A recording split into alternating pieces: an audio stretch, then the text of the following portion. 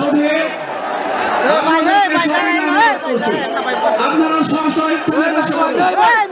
আপনারা স্ব স্ব স্থানে বসে পড়ুন। সম্মানিত সরিয়ে আপনাদেরকে বিনয়ের সাথে অনুরোধ করছি, আপনারা নিজ নিজ দায়িত্বে স্ব স্ব স্থানে বসে পড়ুন। সম্মানিত সরিয়ে আল্লাহর সব কাজে প্রজ্ঞা আছে না নাই? আল্লাহর চিন্তা, আল্লাহর আদেশ, আল্লাহর সৃষ্টি সবকিছু প্রজ্ঞায় পরিপূর্ণ। সুবহানাল্লাহ। কারণ তিনি আল হাকিম। আরবিতে বলে ফিআলুল হাকিম লা ইয়াখলু আনিল হিকমা। হাকিমের কোন কাজ হিকমত থেকে শূন্য নয়। আল্লাহ যাই বলে এর মধ্যে হিকমত আছে না নাই? আল্লাহর এই কোরআনের ভেতরেও হিকমত আছে না নাই? আল্লাহর কালামের প্রতিটি বাণী, প্রতিটি বাক্য, প্রতিটি শব্দের ভেতরে প্রজ্ঞা লুকিয়ে রেখেছে কে? আল্লাহর সৃষ্টির ভেতরেও প্রজ্ঞা আছে না নাই? অনেক কিছু আল্লাহ তৈরি করেছে, আমাদের মাথায় প্রশ্ন জাগে, হায় হায় এটা কেন আল্লাহ তৈরি করলো? এটার ভেতরেও রহস্য আছে না নাই? এজন্য বিশ্বাসীরা বলে রব্বানা মা খালাকতা হাযা বাতিলান সুবহানাকা ফাকিনা আযাবান নার। ও আমাদের রব, এই জমিনে যা আমরা দেখি কোনো কিছুই তুমি এমনি এমনি সৃষ্টি করো নাই। তুমি আগুনের শাস্তি থেকে আমাদেরকে বাঁচাও, পড়ে না আমি। সবকিছুর মধ্যে হিকমত আছে। এই কোরআনেও হিকমত আছে। আল্লাহ বলছেন ইয়াসিন ওয়াল কোরআনিল হাকিম। প্রজ্ঞাময়, বিজ্ঞানময় কোরআনের শপথ। আল্লাহর সব কাজের ভিতরে হিকমত, প্রজ্ঞা আছে না নাই? সে আল্লাহ বললেন গোলাম, সূরা হাশরের শেষ দিনাতের ভেতরে আমি আল্লাহর 14টি গুণবাচক নাম উল্লেখ করে দিয়েছি। যখন জপতে মন চাইবে এই নামগুলো দিয়ে জপবি, যখন ফরিয়াদ করবি আমার এই নামগুলো দিয়ে আমি আল্লাহর কাছে ফরিয়াদ করবি। ঠিক কিনা বলেন? রাজি আছেন? এই যে আর রহমান, আর রহিম, আল কুদ্দুস, আস সালাম, আল জব্বার, আল আজিজ, আল হাকিম, এই নামগুলো ধরে ধরে আপনারা ডাকতে রাজি আছেন? খেয়াল করবেন প্রিয় ভাইরা, দোয়া কবুলের কিছু শর্ত আছে। এর মধ্যে একটা শর্ত হচ্ছে আল্লাহর সুন্দর সুন্দর নামগুলো ধরে ধরে আল্লাহকে ডাকা, তাহলে ওই দোয়াগুলো আল্লাহ তাআলা কবুল করে। এই নামগুলো আর বিশেষ করে বেশি করে জানার চেষ্টা করবেন, তাহলে আল্লাহর প্রতি অগাধ আস্থা, বিশ্বাস, ভালোবাসা আমাদের বাড়বে। এই যে 14টা নাম আল্লাহর পরিচয়, আমরা ইনডেক্স জেনেছি। আল্লাহর প্রতি আপনাদের আস্থা বেড়েছে না? আল্লাহর প্রতি আমাদের ভালোবাসা আরো প্রগাঢ় হয়েছে না? আমরা যখন ডাকবো তার নামেই ডাকবো, জিকির করবো তার নামেই করবো, ঠিক যেমনটি আল্লাহ শিখিয়েছেন। ঠিক কিনা বলেন?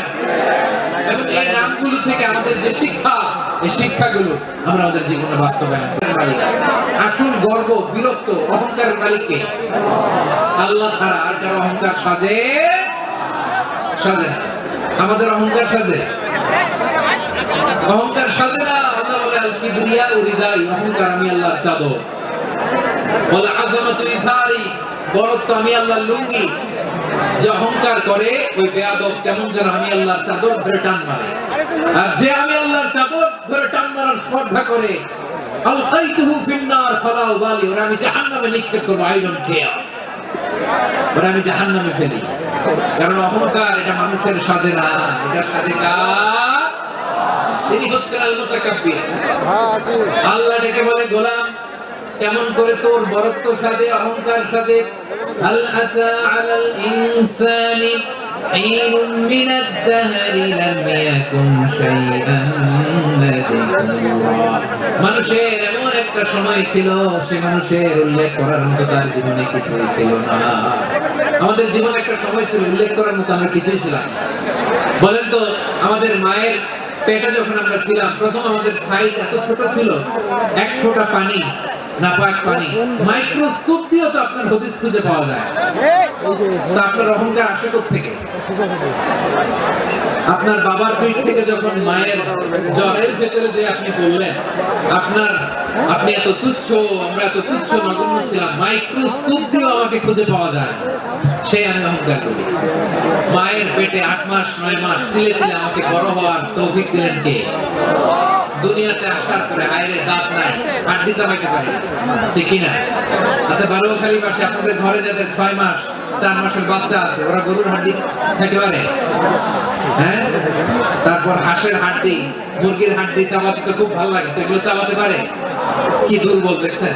ও কিছু খাইতেও পারে না। ওরে দুধ দিয়ে তারপরে ওকে আপনার ডাল দিয়ে সবজি দিয়ে একটা মিক্স খিচুড়ি বানাইতে হয়, এটারও আবার ব্লেন্ডার করতে হয়, এদিক দিয়ে দিলে বাচ্চা এদিক দিয়ে পড়ে, এই নাকি আমার অহংকার। বড় হওয়ার পরে অসুস্থ হলে মানুষের চেহারা ফ্যাকাশে হয়ে যায়, আইসিইউতে যে আল্লাহ আমার বাঁচাও, এতদিন তো আমি ক্ষমতার মালিক, এতদিন কি কইছে আমি ক্ষমতার মালিক, আইসিইউর বেডে কি বলে আল্লাহ আমার বাঁচাও। দেখছেন ক্ষমতা, এই তো মানুষের ক্ষমতা, এই তো ক্ষমতা।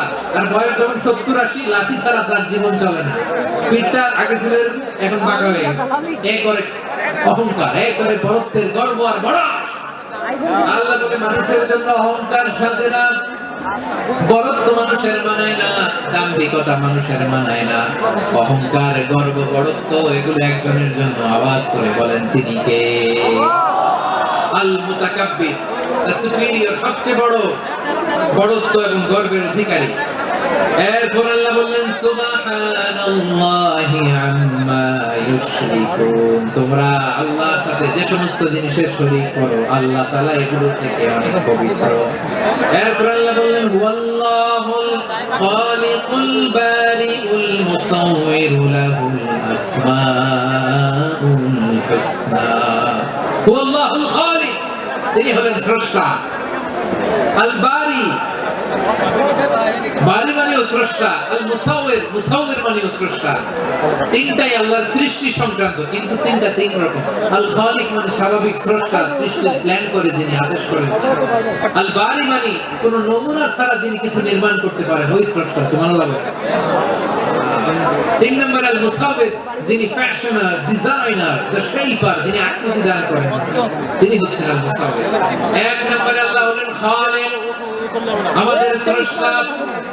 আওয়াজ করে বলুন তো আমার ভাইরা, আমাদেরকে সৃষ্টি করেছেন কে? এই সৃষ্টি করার জন্য আল্লাহর কি অনেক কষ্ট হয়েছে নাকি? অনেক সময় দেওয়া লেগেছে নাকি? আমার আল্লাহর ঘাম ঝরেছে নাকি? আল্লাহ বলে না রে গোলাম, তোদের মতো আমার সময় লাগে না, কষ্ট হয় না, আমি কোন বলতে দেরি হয়, ফায়াকুন হতে দেরি হয় না। সুবহানাল্লাহ। ইন্নামা আমরুহু ইযা আরাদা শাইআন আন ইয়াকুলা লাহু কুন ফায়াকুন। আল্লাহ যখন কিছু করার ইচ্ছা জাগে, ইচ্ছা করেন, তিনি বলেন হও, মুহূর্তেই হয়ে যায়। হও, বি ইট ওয়াজ, বি ইট ওয়াজ, হও। হও বলতে দেরি, হতে দেরি হয়। আওয়াজ করে বলেন, হও বলতে দেরি, কিন্তু হতে দেরি হয়। হও হয়েছে, কোন দেরি নেই। তার মানে আল্লাহর হও বলা লাগে না, হও বলা লাগে। এটা আমাদেরকে বোঝানোর জন্য আল্লাহ বলেছেন যে আমি কোন বললে হয়ে যায়, তাই বলে কোন বলার মুখাপেক্ষী আমি নই। সুবহানাল্লাহ করবেন না? কেমন রবের গোলাম আমরা?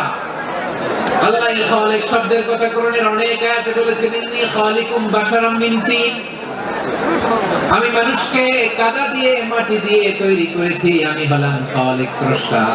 আল খালিক, দ্য ক্রিয়েটর, যিনি সৃষ্টি করেন, সৃষ্টির আদেশ দেন। এরপর আল্লাহ বলেন আমি হলাম আল বারি। আমরা বলি না বারি তাআলা, বারি তাআলা বলি না আমরা, এটা আল্লাহর একটা নাম। আল বারি মানে যিনি পূর্বের কোনো নমুনা ছাড়া নতুন করে উদ্ভাবন করতে পারেন। সুবহানাল্লাহ। আচ্ছা, দুনিয়াতে আমরা কিছু বানাতে হলে পূর্বের নমুনা দেখার দরকার আছে না নাই? কোন একটা কিছু ডিজাইন করতে গেলে মানুষ কি করে? আগের ডিজাইনটা দেখে, আগের একটা ডেমো দেখে, ঠিক কিনা বলে? তো আল্লাহ তো আগের একটা নমুনা দেখে আমাদেরকে বানাইছে, তাই না?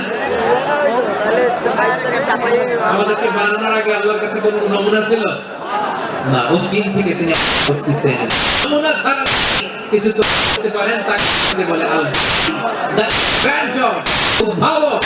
কিছুই তিনি তৈরি, তিনি বারি তুবু ইলা বারিকুম, আমাদের ওই রাস্তায় ফিরে যাও। তাহলে সৃষ্টি সংক্রান্ত আল্লাহর নাম হলো খালিক।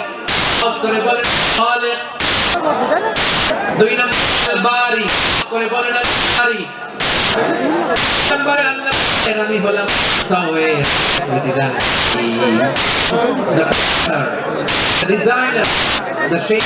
আল্লাহ তাআলা আমাদের দান করেন, আমাদের দেহার আকৃতি দান থেকে আমাদের কেউ সাদা, কেউ শ্যামলা, কেউ ফর্সা, কেউ লম্বা, কেউ খাটো, কেউ বেঁটে, কেউ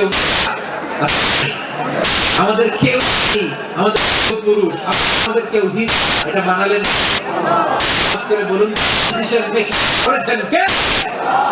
এর নাম হবে the design, the frame, paper. মায়ের